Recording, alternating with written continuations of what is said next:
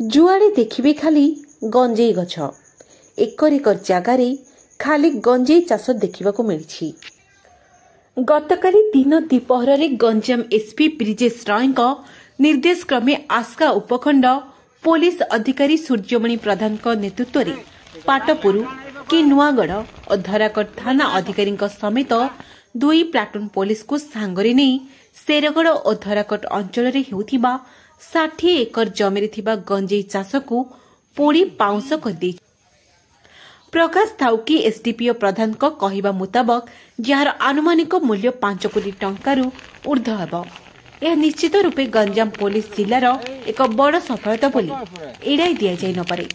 आज आकस्मिक चढ़ाऊ अंचल गंजेई माफिया मान मन में आतंक खेली जाइछि।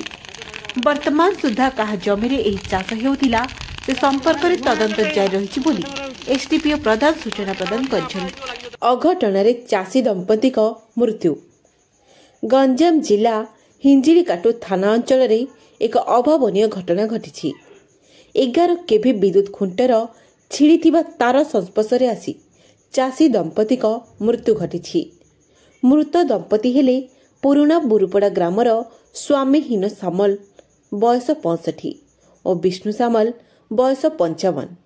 सूचना मुताबक आज भोर समय फूलकोबी तोड़िबा पाई बिल को जाइथिबा बेले तांकर बिल मध्य दे जाइथिबा विद्युत खुंटरे छिड़ी तले पड़िथिबा तार संस्पर्श आसी गुरुतर होइथिले। खबर पाई पो गौड़ समल उभय को उद्धार करी 108 आंबुलांस जोगे हिंजिड़ी मेडिकल नेथिले हेले डाक्टर किंतु सेठी मृत घोषणा करिथिबा जणा पड़िछि। आज सकाळु सकाळु एभली एक दुखदर घटना को नहीं समग्र हिंजिड़ी अंचल रे शोकर छाया खेली जाइथिबा सूचना मिली।